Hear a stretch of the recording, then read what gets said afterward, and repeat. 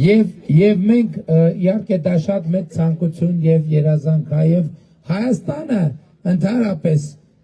նախընտրական քարոզարշավը քաղաքական գործունեությունը ինձ համար շատ հետաքրքիր է եղել միշտ Հայաստանը նորովի բացահայտելու առումով։ Ես հիմա այնքան ուրախ եմ, որ ամբողջ Հայաստանում խոշորացված համայնք չկա ընդհանրապես, որ չեմ գնացել եւ ոչ մի ղեկավար Հայաստանի իմ չափ գյուղերում չի եղել։ Դա բացառված բան է, բայց դեռ կան գյուղեր, որոնցում ես երբեք չեմ եղել եւ ես ուզում եմ այդ բացը անպայման լրացնել, իհարկե հույս ունենալով, որ այդ գյուղեր կգնանք արդեն հիմնանորոգված, կառուցված, վերակառուցված ճանապարհներով, դպրոցներ այնտեղ կառուցած կլինենք արդեն, մանկապարտեզներ կառուցած կլինենք, ջրագծեր քաշած կլինենք, գազամատակարարման համակարգեր անցկացրած կլինենք եւ բացման առիթներով մենք կգնանք։ Եվ սա ժողովուրդ ջան, այլևս ֆանտաստիկայի ժանրից չի, որովհետեւ այսօր Հայաստանում ճանապարհներ են կառուցվում, որոնք տասնամյակներով չեն նորոգվում, հիմնանորոգվում։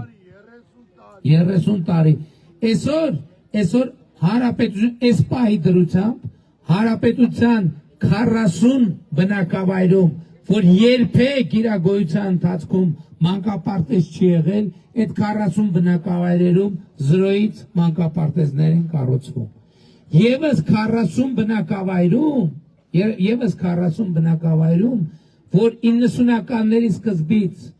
մանկապարտեզները չեն աշխատել, հիմա մանկապարտեզները վերանորոգվում եւ վերականգնվում են։ Եվս 40 մանկապարտեզ, 3 հատ 40-ի սկզբունքն է, որ ապօրինի ձևով սեփականաշնորհը, լսեք ժողովուրդ, մարդ պետք է ինչ պետք է լինի, էլի հասկանում, որ մանկապարտեզը սեփականաշնորհի, հասկանում եք։ Այդ ինչ մտածողության ինչ ձև է։ Ասենք դա, ես չգիտեմ,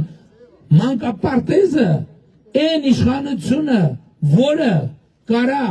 սեփականաշնորհի մանկապարտեզը եւ այն մարդը, ով կարա դա վերցնի ի սեփականություն եւ ասենք այնտեղ տուն սարքի, չգիտեմ, սեփական ինչ-որ բան սարքի։ Այսօր այդպիսի 40 մանկապարտեզ կա,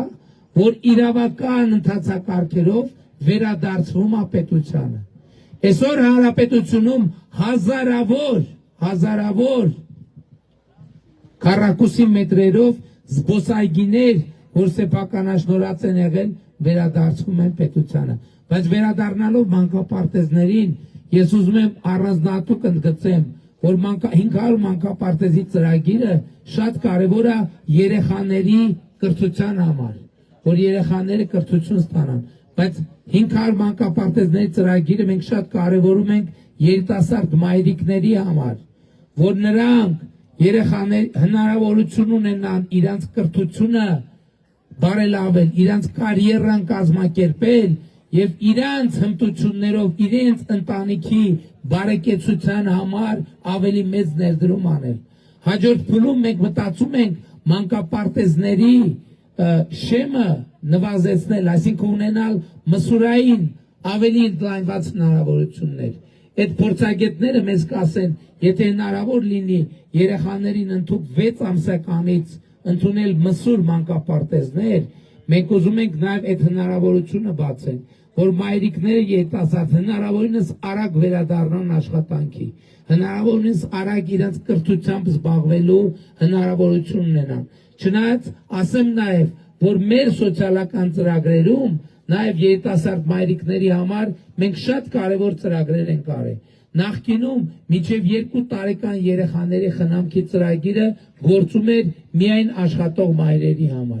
Մենք առաջին քայլով ընդլայնեցինք բոլոր մայրիկների համար մինչև 2 տարեկան երեխայի խնամքի ծրագիրը գործում է, իսկ գյուղական բնակավայրերում աշխատող մայրիկների համար կրկնապատիկ կա, թիվը 61,000 դրամ։ Ընդ որում նախկինում այն սովորական ընդլայնված, այսինքն սովորական աշխատողներին 29, 20, նույնիսկ 20 քանի հազար դրամ էր, մենք դարձրել ենք 31, 31,000, այսինքն բոլորը հանրապետության բոլոր մայրերը անկախ նրանից աշխատում են թե չեն աշխատում, երեխայի ծնվելու դեպքում ստանում են մինչև 2 տարեկան երեխայի խնամք։ Իսկ գյուղական վայրերում աշխատողները կրկնակի են ստանում 62,000, այսինքն կրկնակի չափով։ Եվ սա այդ մեր քաղաքականությունների մի կարևոր մասն է։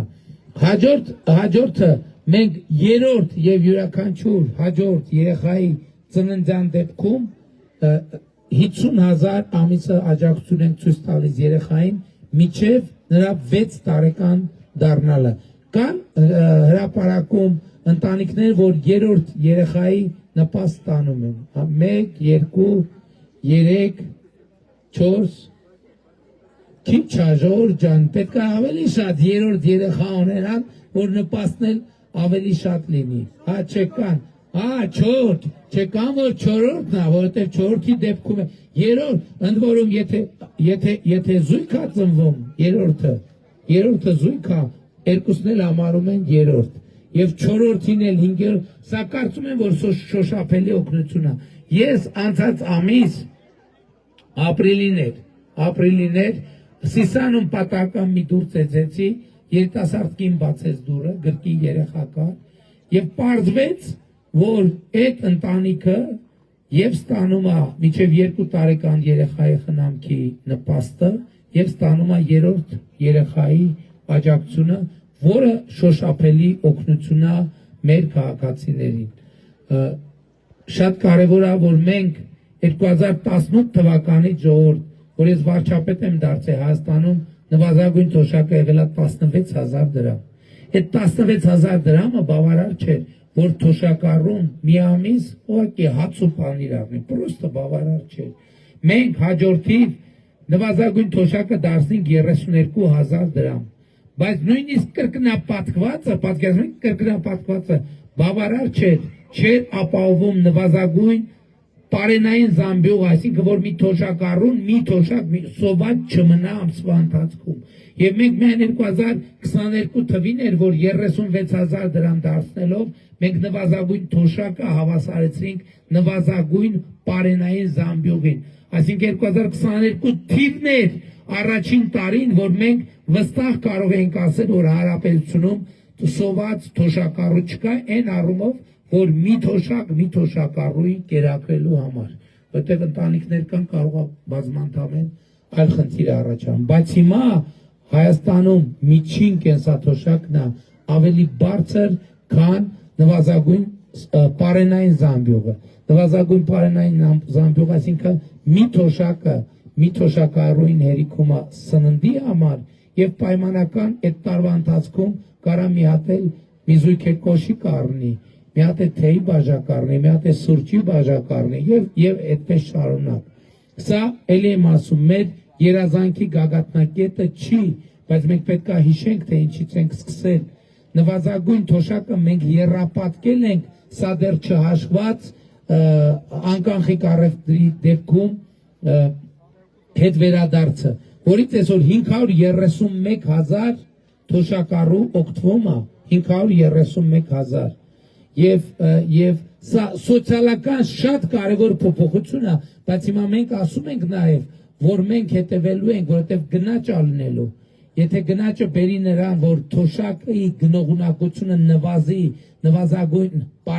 սպառողական զամբյուղից, մենք կինդեքսավորենք, որ առնվազն համոզվենք, որ թոշակառուների թոշակը այս գծից ներքև չի իջնի։ Եվ սա շատ կարևոր է։ Ես կարևոր եմ համարում նաև, ինչպես ասացի, 300 դպրոց 500 մանկապարտեզի ծրագիրը, որը մենք իրականացնում ենք։ Սա նրա համար է, որ մեր երեխաները լավ ապրելու շանս ունենան, որովհետև 21-րդ դարում լավ ապրելը կապված է լավ կրթության հետ։ Եվ մենք ամեն ինչ անում ենք, որ